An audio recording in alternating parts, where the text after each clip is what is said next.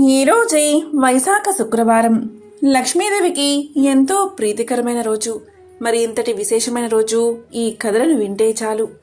అష్టదరిద్రాలు తొలగి అష్టైశ్వర్యాలు కలుగుతాయి, లక్ష్మీ కటాక్షం కలుగుతుంది. మరి ఆ కథలేంటో ఇప్పుడు ఈ వీడియోలో తెలుసుకుందాం. పూర్వకాలంలో మహర్షులు తపోవనాలలో ఆశ్రమాలు నిర్మించుకుని లోక కళ్యాణానికై తపస్సు, యజ్ఞ యాగాది క్రతువులు జరుపుతూ విద్యార్థులుగా వచ్చిన బాలకులకు వారికి తగిన విద్యలను బోధిస్తూ ప్రశాంత జీవితం సాగిస్తూ ఉండేవారు. మహర్షులను ఆయా దేశాధినేతలు కంటికి రెప్పలా కాపాడుతూ అండగా ఉండి దండిగా సహాయ సహకారాలు అందిస్తూ పోషించేవారు. అలాంటి పవిత్ర తపోవనంలో పేరు పొందింది నైమిసారణ్యం. నైమిసారణ్యం ఉత్తర భారతంలో గోమతీ నదీ తీరాన ఉంది. అక్కడ మహామునులంతా కలిసి లోక కళ్యాణార్థం దీర్ఘ సత్రయాగం నిర్వహిస్తూ ఉన్నారు. ఆ యాగంలో పాల్గొనడానికి పలువురు మునులు సుదూర ప్రాంతాల నుంచి వచ్చారు. ఆ వచ్చిన మహర్షులలో అష్టాదశ పురాణ పారీణుడుకు వ్యాస మహర్షి శిష్యుడు సూత మహర్షి కూడా ఉన్నాడు. ఆ సూత మహర్షిని చూడగానే మహామునులంతా ఎంతో ఆనందంతో యాగఫలము సిద్ధించిందని ఎంతో సంతోషపడ్డారు. ఉదయకాలమున జప, హోమ, పూజాదులతో ఆ తపోవనం దద్దరిల్లింది. మధ్యాహ్న కాలమున పలహారాలు పూర్తయిన తర్వాత మహర్షులంతా సూతుని చెంతకు చేరి ఇలా పలికారు: ఓ మహానుభావా, నీవు సర్వజ్ఞుడివి. మీ గురుదేవుల అనుగ్రహం వల్ల నీవు వేద, పురాణ, ఇతిహాస సారమంతా ఆపోసనం పట్టావు. మాకు కొన్ని సందేహాలు ఉన్నాయి. ఆ సందేహాలు తీర్చి మమ్మలను నిస్సందేహాలుగా చెయ్యాలి అని ప్రార్థిస్తున్నాము అన్నారు ఆ మునులు.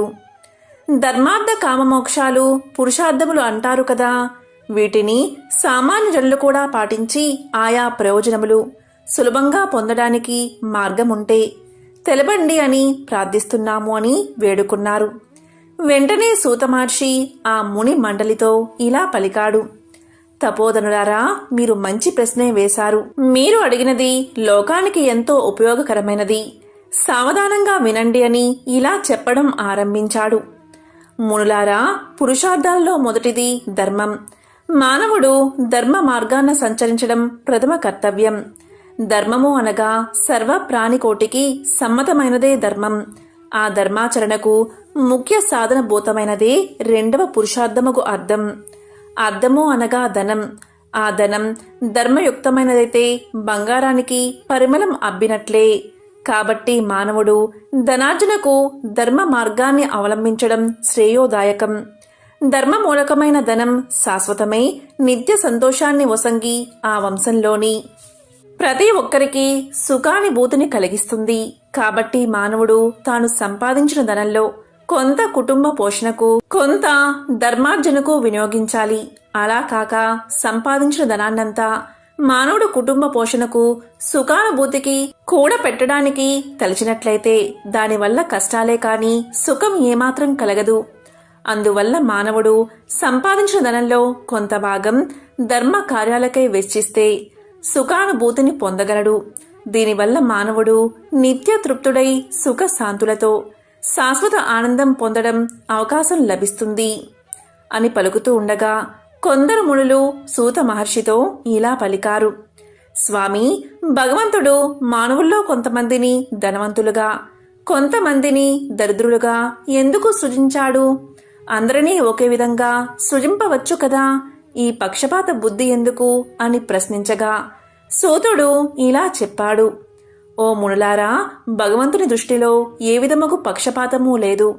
భగవంతుడు అందరినీ ఒకే విధంగా సృష్టిస్తాడు. కాని ఆయా ప్రాణుల పూర్వజన్మ ప్రారబ్ధం అనుసరించి కష్టసుఖాలు వారికి కలుగుతున్నాయి. దీనికి ఉదాహరణగా సుసర్మోపాఖ్యానము వినిపిస్తాను, శ్రద్ధగా వినండి అని ఈ విధంగా చెప్పడం ఆరంభించాడు. పూర్వకాలంలో అవంతి దేశమున సుశర్మ అనే బ్రాహ్మణుడు ఉండేవాడు. అతడు చతుర్వేదాలను, షడ్ శాస్త్రాలను క్షుణ్ణంగా అభ్యసించి పండిత పరిషత్తులలో మహాపండితుడుగా గెలుపొంది అపర సరస్వతి అవతారమని పలువురి మన్ననలు పొందాడు.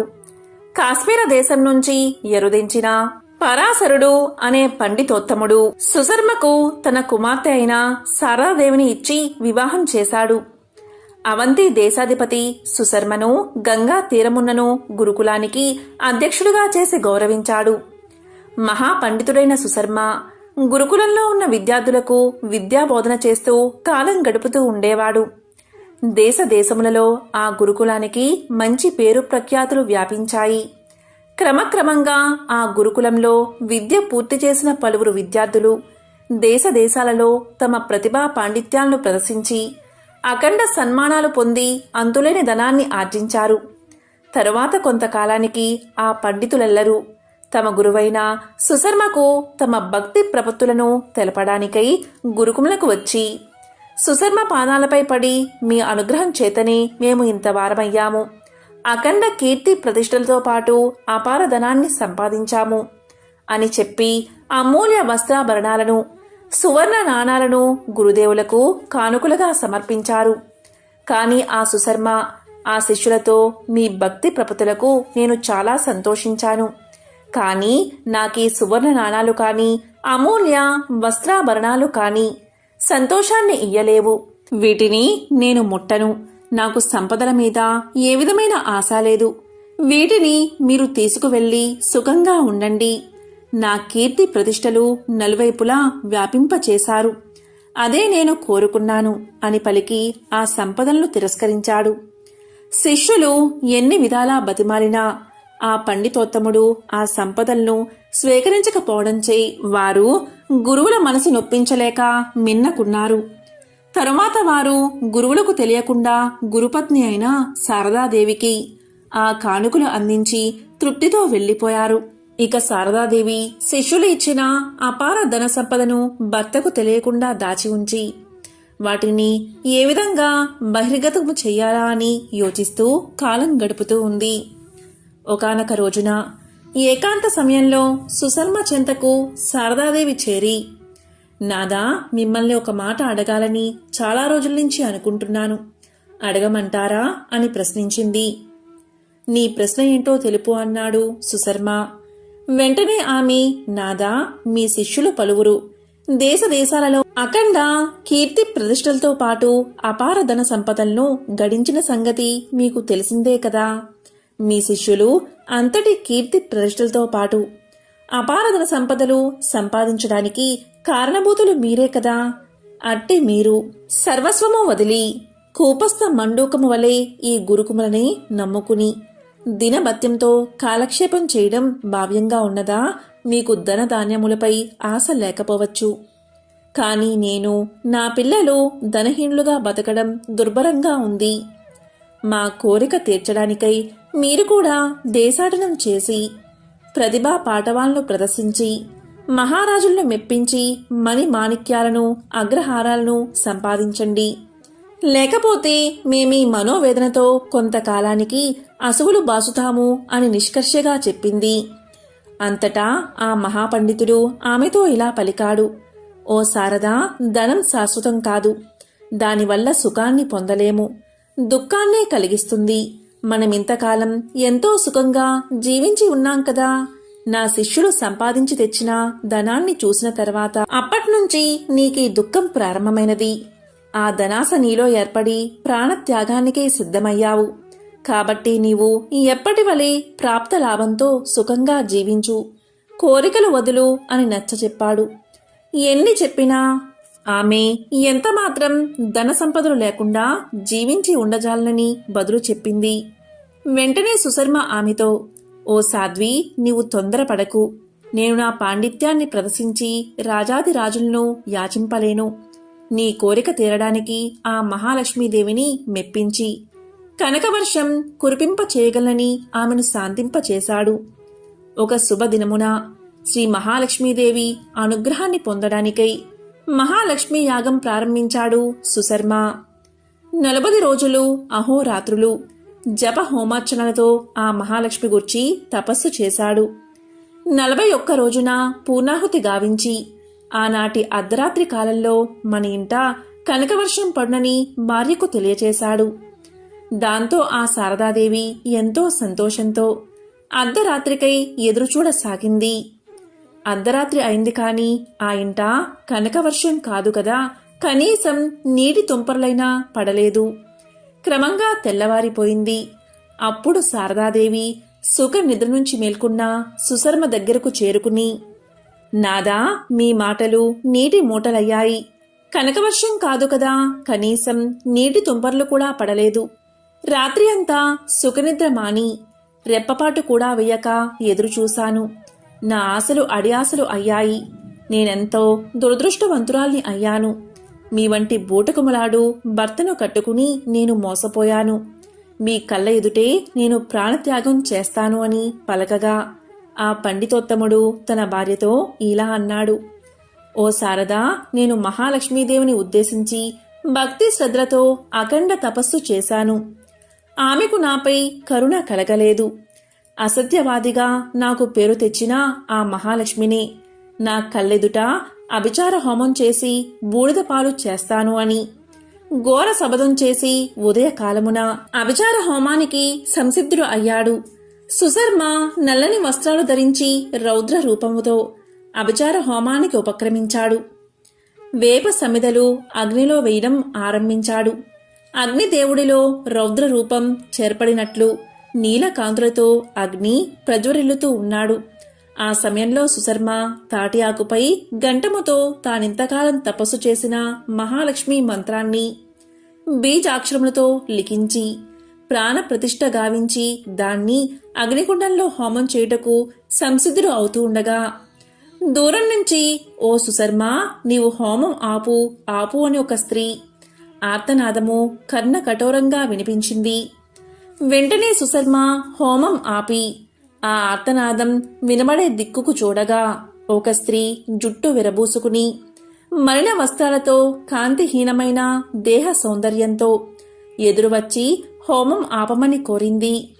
వెంటనే సుశర్మ, అమ్మా, నీవెవరు, ఎందుకు నా హోమాన్ని ఆపు చెయ్యాలి అని ప్రశ్నించాడు. వెంటనే ఆమె, ఓ సుశర్మ, నీవెవరి కొరకై 40 రోజులు అఖండ తపస్సు జరిపావో ఆ మహాలక్ష్మిని నేను. నీ తపస్సుకు సంతుష్టురాలనై నీ ఇంట కనక వర్షం కురిపింప ప్రయత్నించగా నా అక్క అయిన జ్యేష్ఠాదేవి అంటే దరిద్ర దేవత నాతో నీవా సుశర్మకు అపార ధనరాశులు ఒసంగడానికి వీలులేదు. అతడు పూర్వం 7 జన్మల్లో ఎవ్వరికీ ఏ దానమూ ఇవ్వలేదు, ఎవరికి ఏమీ పెట్టలేదు. ఆ ప్రారబ్ధ దోషం వల్ల ఈ జన్మలో దరిద్రుడిగానే ఉండాలి. ఈ తపఃఫలం వల్ల అతడు మరుజన్మలో రాజసంపదలను అనుభవిస్తాడు అని అడ్డగించింది. నేను ఆమె మాటలను తోసిపుచ్చి నీ ఇంట కనకవర్షం కురిపించడానికి పూనుకోగా నా సర్వశక్తులను స్వీకరించి నన్నీ విధంగా అలక్ష్మిగా మార్చినది. నీవు జరిగింది తెలియక క్రోధముతో అభిచార హోమాన్ని సల్పితే మరింత ప్రారబ్ధాన్ని మూట కట్టుకుంటావు. హోమాన్ని ఆపు అని పలికింది. వెంటనే ఆ మహాపండితుడు ఆమెతో, నేను జీవించి ఉండగానే నా దారాపుత్రులా కోరిక తీర్చాలి అనుకున్నాను. నేను సన్యాస ఆశ్రమాన్ని స్వీకరించి ఈ జన్మను కడతేరుస్తాను. నా భార్యాపుత్రుల కోరిక తీరుతుంది కదా అని పలుకగా తప్పక తీరుతుందని చెప్పింది. వెంటనే సుశర్మ తన భార్యతో ఇలా పలికాడు. శారదా, విన్నావు కదా, నీవు నేను కావాలా లేక ధన సంపదలు కావాలా అని ప్రశ్నించాడు. దానికి శారద వెంటనే, స్వామి, మీరు సన్యాసం స్వీకరించి మమ్మల్ని సుఖంగా బతకనీయండి అని పలికింది. వెంటనే ఆ మహాపండితుడు విధి విధానంగా సన్యాస ఆశ్రమాన్ని స్వీకరించి శిఖా యజ్ఞోపవీతాలను విసర్జించి దండ కమండలాలు స్వీకరించి రామేక రాత్రముగా దేశాటనకు ఉద్రుక్తుడు అయ్యాడు. అప్పుడు శారదాదేవి ఇంట కనక వర్షం కురిసింది. ఆ తల్లి పిల్లలు ఎంతో ఆనందం చెందారు. ఎదుట ఉన్న మహాలక్ష్మి ఎప్పటిలాగే వెలుగు పొంది దేశాటనకు బయలుదేరిన ఆ సన్యాసి ఎదుట నిలిచి, ఓ పరివ్రాజక, నీ వల్ల నేను కొత్త అవతారం ఎత్తాను. మహాలక్ష్మినైన నేను వైభవలక్ష్మిగా అవతారం దాల్చాను. నన్ను కొలిచిన వారికి, నా పూజలు చేసిన వారికి ప్రారబ్ధ దోషాలు రూపుమాపి ఆ జన్మలోనే అష్ట ఐశ్వర్యాలను ఇస్తాను. నీవు సన్యాసివైనను, నీవు ఈ దేశాది నాదుడివై సంపదల్లో మునిగి ఉన్నను, తామరాకు మీద నీటి బొట్టు వలె సంచరించి లోకోపకారం గావింతువు అని పలికి అదృశ్యమైంది. మహర్షులారా, కాబట్టి మానవుడు కాని ఏ ప్రాణి కాని తాము పూర్వజన్మల్లో చేసుకున్న ప్రారబ్ధాన్ని అనుసరించి సుఖ దుఃఖాలను ధన దారిద్ర్యాలను అనుభవిస్తారు. అష్టలక్ష్మి అవతారాల కంటే వైభవలక్ష్మి అవతారం సర్వోత్కృష్టమైనది. ప్రారబ్ధ దోషాన్ని కూడా రూపుమాపి అఖండ ఐశ్వర్యాలను ప్రసాదించే అవతారమే వైభవలక్ష్మి అవతారం. ఈమెను శ్రద్ధతో ఆరాధించిన వారు తప్పక తాము కోరుకున్న ధర్మయుక్తమైన కోరికలు తప్పకుండా తీరును. ఏదైనా కోరిక తీరడానికి ఈ వ్రతాన్ని ఆరంభించిన వారు 8 శుక్రవారాలు సాయంకాలం ప్రదోషకాలంలో బంధువులను, మిత్రులను, ఇరుగు పొరుగు వారిని పిలిచి వారి సమక్షంలో వ్రతాన్ని భక్తి శ్రద్ధలతో ఆచరించి కథా శ్రవణం చేసి తీర్థ ప్రసాదాలు పంచి లక్ష్మీ స్తోత్రం మంగళహారతులతో ఆమెను సంతృప్తి పరచాలి. ఈ విధంగా 8 శుక్రవారాలు వైభవలక్ష్మి వ్రతం చేసి 9వ శుక్రవారం నాడు 8 మంది ముత్తైదువులను పిలిచి వారిని వైభవలక్ష్ములుగా భావించి పూజించి దక్షిణ తాంబూలలతో 8 వైభవలక్ష్మి వ్రతకథా పత్రులను వాయనంగా ఇచ్చి వారి ఆశీర్వాదాలు పొందాలి. ఇదే ఈ వ్రతానికి ఉద్యాపనము. ఈ వ్రతాన్ని ఆచరించిన వారికి అష్టైశ్వర్యాలతో పాటు అఖండ సౌభాగ్యం కలుగుతుంది. ఇందులో ఎటువంటి సందేహమూ లేదు అని సూత మహర్షి శౌనకాది మహామునులకు వినిపించాడు. పూర్వం ఒకప్పుడు కైలాసంలో పార్వతీదేవి పరమేశ్వరుని చూసి ఇలా పలికింది: ప్రాణనాథ, భూలోకంలో మానవులందరూ ధనార్జన కోసం ఎడతెరిపిలేని శ్రమలను అనుభవిస్తూనే ఉన్నారు. అయినా వారిలో అతి కొద్ది మంది మాత్రమే ఐశ్వర్యవంతులు కావడానికి, అత్యధిక సంఖ్యాకులు దరిద్రులు గాని ఉండిపోవడానికి కారణం ఏమిటి అని ప్రశ్నించగా దానికి సమాధానంగా సర్వేశ్వరుడు చిరునవ్వు నవ్వి, దేవి, సర్వము వైభవలక్ష్మీదేవి దేనుబట్టే ఉంటుంది. సమస్త సిరి సంపదలకు ధనధాన్యాలకు ఆవిడే అధిదేవత. కాబట్టి ఎవరైతే ఆ సత్యాన్ని గుర్తించి ఆ ఐశ్వర్యలక్ష్మియందు అంతులేని భక్తి కలిగి సదా ఆమెను ఆరాధిస్తూ ఉంటారో, వైభవలక్ష్మి యొక్క వ్రతాన్ని ఆచరిస్తూ ఉంటారు, వారి పట్ల మాత్రమే ఆ తల్లి యొక్క అపార కృపా కటాక్షాలు ప్రసరించబడతాయి. అలా ఆమె దయకు పాత్రులైన వారు తమ కృషిలో విజయులై అఖండ వైభవాలను సాధించగలుగుతారు. ఎవరైతే ఆమెను తృణీకరించి ఆమె అనుగ్రహాన్ని విస్మరించి అంతా తమ స్వయం కృషి అని వెర్రవీగుతారో, ఎవరైతే వైభవలక్ష్మి స్వరూపమైన ధనాన్ని ఈసరిస్తారో అటువంటి వారు ఏనాటికి ధనవంతులు కాలేరు. వారి కష్టమంతా కూడా మురికి గుంటలో పోసిన పన్నీరు వలె వృధా అయిపోతుంది. కాబట్టి ఎవరైతే ధనవంతులు కావాలని అనుకుంటున్నారో వాళ్ళు అవశ్యం ఆ తల్లిని ఆరాధించాలి, ఆమె వ్రతాన్ని ఆచరించాలి. అప్పుడే ఆమె కరుణకు పాత్రులై అఖండ సిరి సంపదలతో రాజవైభవాలతో తులదూగుతారు అని చెప్పాడు ఆ మహాశివుడు. అది విని పార్వతి, ప్రభు, ఆ వైభవలక్ష్మి ఎవరు? ఆమె చరిత్రను, మహత్యాన్ని వివరంగా సెలవీయండి అని కోరగా అప్పుడు శంకరుడు ఇలా చెప్పసాగాడు. దేవి, అత్యంత పుణ్యదాయకమైన శ్రీ వైభవలక్ష్మి చరిత్రను శ్రద్ధగా విను అంటూ ఇలా చెప్పసాగాడు. శ్రీ వైభవలక్ష్మి ప్రాదుర్భావం. పూర్వం ఒకప్పుడు భృగు మహర్షి ఆ పరాశక్తి కోసం తపించాడు. అందుకు మెచ్చిన ఆ అంబ మునికి కనబడి ఏం కావాలో కోరుకోమంది. అప్పుడు భృగువు ఆమెకు నమస్కారం చేసి, తల్లి, ఈ ప్రపంచం మొత్తం 3 ముఖ్య అవసరాలపై నడుస్తుంది. మొదటిది శక్తి, రెండవది యుక్తి, మూడవది భుక్తి.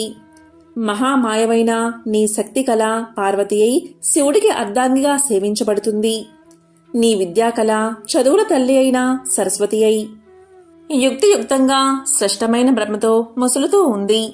ఇక స్థితికారకమైన నీ యొక్క వైభవ కళను నా కుమార్తెగా అనుగ్రహించు అని కోరాడు. తదాస్తు అంది ఆ తల్లి. తత్ఫలితంగానే పరాశక్తి యొక్క సంపత్కల భృగువుకు వైభవలక్ష్మిగా అవతరించింది. భృగు ఆమెను విష్ణువుకిచ్చి వివాహం చేశాడు. శ్రీహరి కోరిక మీద ఆ భార్గవీదేవి దేవతలందరికీ ఎనలేని వైభవాలను సంతరించి స్వర్గలక్ష్మిగా వాసిల్లింది.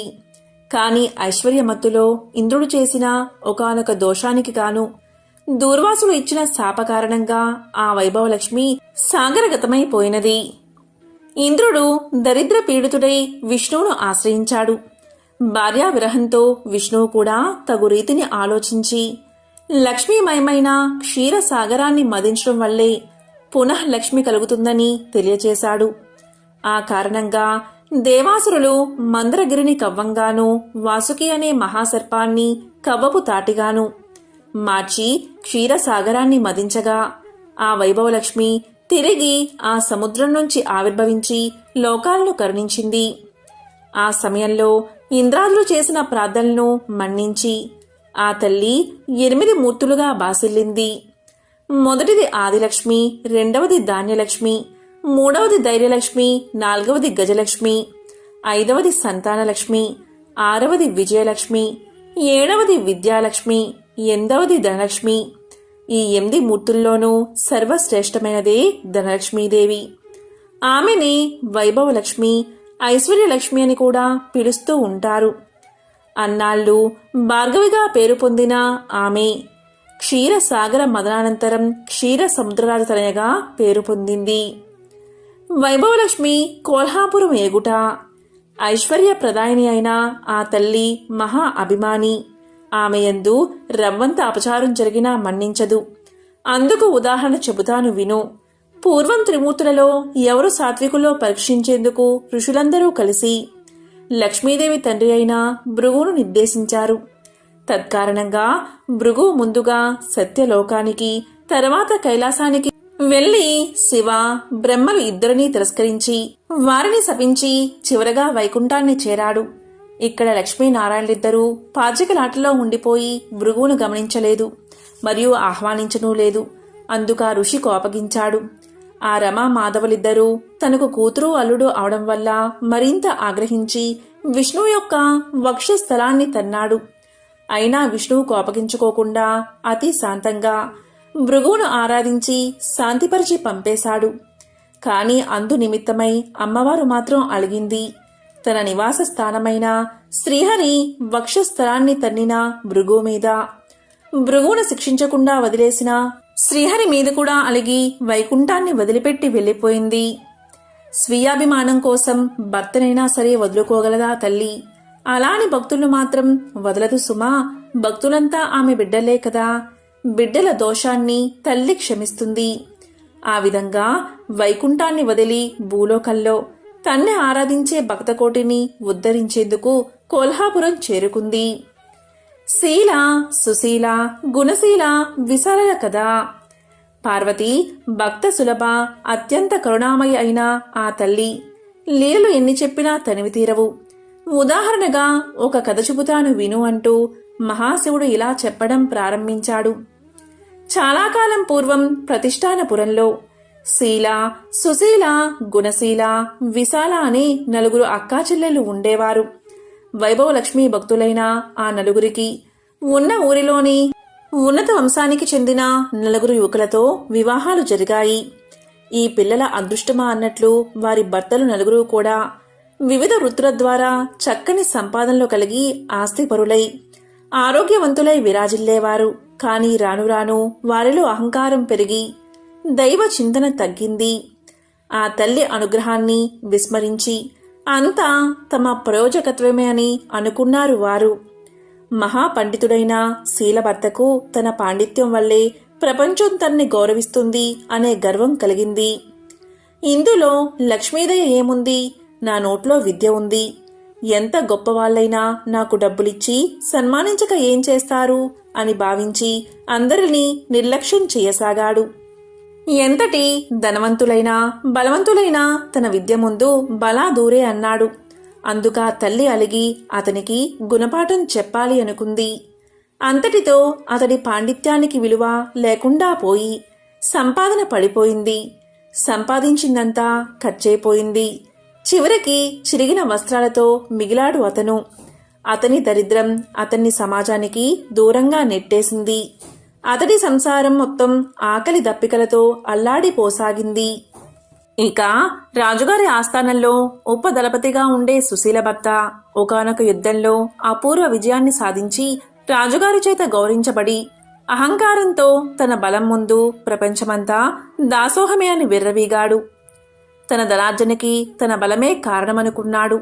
అందులో ఆ తల్లి ప్రమేయం ఏదీ లేదన్నాడు. అందుకు అలిగిందా ఐశ్వర్యలక్ష్మి. అమ్మవారి దయ తప్పగానే అతడిలో కల సద్బుద్ధి నశించి దుర్బుద్ధి ఏర్పడింది. గొప్ప ధనవంతుడితో విరోధానికి దిగాడు. తాను కోరిన ధనం ఇయ్యకపోతే అతన్ని నాశనం చేస్తాను అన్నాడు. అందుకు భయపడిన ఆ ధనికుడు మహారాజుని ఆశ్రయించి సుశీల భర్త మీద మరిన్ని లేనిపోని విషయాలు కూడా నూరుపోసి తన్ని కాపాడమన్నాడు. రాజు వెంటనే తన సేనల్ని పిలిచి సుశీల భర్తను బంధించి తెమ్మన్నాడు. రాజభటులతో ఎంత దెబ్బలాడినా అతడు గెలవలేకపోయాడు. ఎంత బలవంతుడైతే ఏం లాభం? అనేక మంది సైనికుల మధ్య ఇతను ఒంటరివాడే కదా. పైగా దైవకృప తప్పిన మనిషి. న్యాయస్థానంలో రాజు అతన్ని విచారించి అతని ఆస్తిపాస్తులన్నిటినీ స్వాధీనం చేసుకుని చెరసాల్లో బంధించాడు. ఈ విధంగా సుశీల కాపురం కష్టాల పాలైనది. వ్యాపారస్తుడైన గుణశీల భర్త దైవానుగ్రహం కన్నా తన తెలివితేటలే వ్యాపారంలో ముఖ్యమని, తన పెట్టుబడితో మాటకారితనంతో సంపాదించిందంతా దైవానుగ్రహం అనుకోవడం మూర్ఖత్వమని భావించి దైవారాధనలు వగైరాలు మానేశాడు. అతడి తలపొగరు వల్ల సాటి వ్యాపారస్తులు సహకరించడం మానేశారు. వినియోగదారులు అతని వద్ద సరుకులు కొనడం తగ్గించారు. క్రమక్రమంగా అతని కుటుంబం దరిద్రంలో మునిగిపోయింది. ఇక ఆఖరిదైన విశాల పెనిమిటి చాలా మంచివాడే కాని అధిక సంపాదన వల్ల స్నేహాలు పెరిగాయి. అందున చెడు స్నేహాలు మరిగాడు. కష్టపడి సంపాదించిన దాంతో సుఖపడాలే కాని పూజలు వ్రతాలు అంటూ ఖర్చు చేయడం వ్యర్థమని అనుకున్నాడు. అందువల్ల చెడు మిత్రులతో కలిసి దుర్వసనాల పాలయ్యాడు. మద్యపానం, వ్యభిచారం, జూదం మొదలైన వాటిలో కూరుకుపోయాడు. కనకనంగా సంపాదిస్తే కలిమి కలుగుతుంది కాని క్షణక్షణం ఇలా ఖర్చు పెడితే ఖజానాలైనా నిలవవు కదా. ఆ కారణంగాని అతడు దరిద్రుడు అయిపోయాడు. వ్యసనపరంగా అప్పుల పాలయ్యాడు. రుణదాతల పీడ, పేదరికపు బాధ, వదులుకోలేని వ్యసనాలతో దుర్మార్గుడై భార్య అయిన విశాలను కూడా చీటికి మాటికి హింసిస్తూ ఉండేవాడు. అయినా ఆ నలుగురు అక్కాచెల్లెలు మాత్రం ఎప్పటికైనా ఆ జగన్మాత తమను అనుగ్రహిస్తుందని తమ భర్తలను మంచిదారిలో పెట్టి తమ పూర్వ వైభవాలను తమకు ప్రసాదిస్తుందని నమ్మేవారు. తాము పస్తులున్నా పర్వాలేదు, తమ బిడ్డలకైనా రవ్వంత ఆహారాన్ని ప్రసాదించమని పదే పదే అమ్మవారిని ప్రార్థించేవారు. వారి మొరలను ఆలకించింది ఆ లక్ష్మీదేవి. ఒకనాడు ఆ నలుగురు అక్కాచెల్లెళ్ళు కలిసి తన్ను ప్రార్థిస్తున్న శుభ సందర్భంలో అమ్మవారు వృద్ధ స్త్రీ రూపంలో వారిని పలకరించి ఇలా చెప్పింది. పిల్లలు, మీ భక్తి ప్రపత్తులు చూస్తుంటే నాకు చాలా ఆనందంగా ఉంది. వైభవలక్ష్మి అనుగ్రహానికై మీరింత విపరీతంగా ఆవేదన పడుతున్నారో ఆ వైభవలక్ష్మి ప్రసాదం అంత త్వరితంగా సిద్ధించే మార్గం మీకు చెప్తాను. తక్షణమే మీరు నలుగురు మీ మీ ఇళ్లల్లో వైభవలక్ష్మి వ్రతాన్ని ఆచరించండి అని చెప్పింది. అవ్వ చెప్పిందంతా విన్న అక్కా చెల్లెళ్ళు ఆనందంతో ఇలా పలికారు. అయితే అవ్వా, ఇంతకు ఈ వ్రతాన్ని ఎలా చెయ్యాలి? ప్రస్తుతం మేము అత్యంత దారిద్ర్యంలో ఉన్నాం కదా, ఆ వ్రతానికి ఎంత ఖర్చవుతుంది అని అడిగారు. అందుకా వృద్ధ స్వరూపిణి అయిన అమ్మవారు దయాపూరితమైన దరహాసం చేస్తూ ఇలా చెప్పసాగింది. ఇదేమీ ఖర్చుతో కూడుకున్న వ్యవహారం కాదు. ఎప్పుడైనా సరే 4, 6, 8, 9, 11, 21 గురువారాలు కాని శుక్రవారాలు కాని ఆచరించాలి. ఈ వ్రతాన్ని గురువారాలు చేసేవాళ్లు తాము మొక్కుకున్నన్ని వారాలు చేసి ఆఖరి గురువారం నాటి మర్నాడు వచ్చే శుక్రవారం రోజు ఉద్యాపన చెయ్యాలి. శుక్రవారం చేసేవారు ఆఖరి శుక్రవారం నాడే ఉద్యాపన కూడా చేసుకోవాలి. ముందస్తుగా మీకు తోచిన గురువారం కాని శుక్రవారం కాని ఉదయాన్నే లేచి కాలకృత్యాలు తీర్చుకుని ఇంటిని శుచి శుభ్రాలతో తీర్చిదిద్దుకుని తలంటుకుని అమ్మా వైభవలక్ష్మి తల్లి, ఈ రోజు మొదలు ఎన్ని గురువారాల పాటు లేదా శుక్రవారాల పాటు ఈ వ్రతాన్ని ఆచరించడానికి తగిన శక్తిని ప్రసాదించు. నేను చేసే ఈ వ్రతంలో సంతృప్తిరాలివై నా వాంఛల్ని నెరవేర్చు అని నమస్కారం చేసుకోవాలి. ఆ రోజంతా ఉపవాసముండి ఆ రోజు సాయంత్రం సూర్యాస్తమయం తర్వాత పూజ చెయ్యాలి. ఈ వ్రతానికి ఖర్చు కన్నా శుచి శుభ్రతలు సదాచార పాలనము చాలా ముఖ్యం.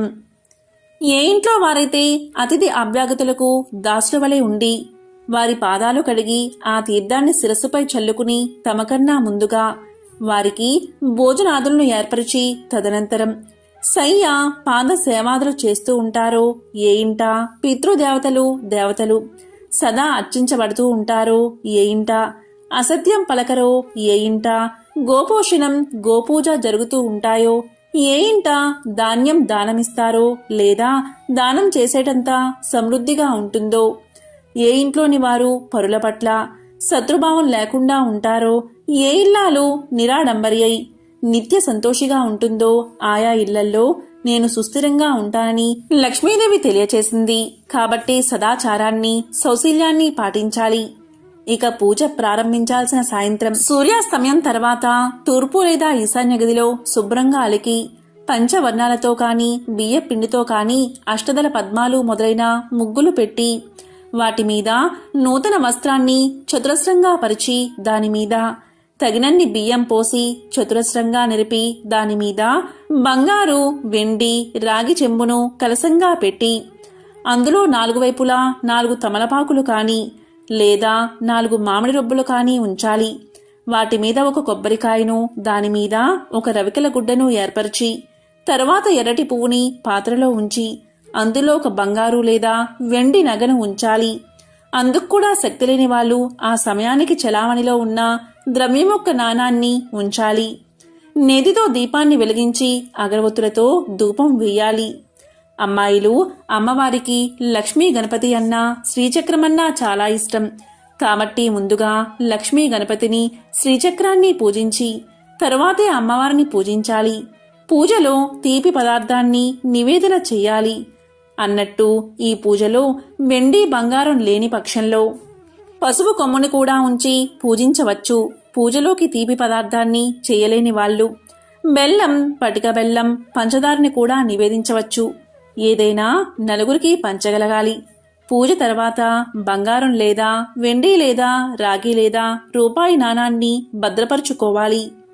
కలశంలోని నీటిని సంతానాన్ని కోరేవారు మామిడి చెట్టు మొదట్లోనూ, సౌభాగ్యాన్ని కోరేవారు తులసి చెట్టు మొదట్లోనూ, అనుకూల దాంపత్యాది విషయాలను కోరేవారు మల్లె మొదలైన మంచి పూల చెట్ల మొదట్లోనూ పోయాలి. కేవలం ధనకాంక్ష కలవారు ఆ నీటిని తాము మాత్రమే స్వీకరించాలి.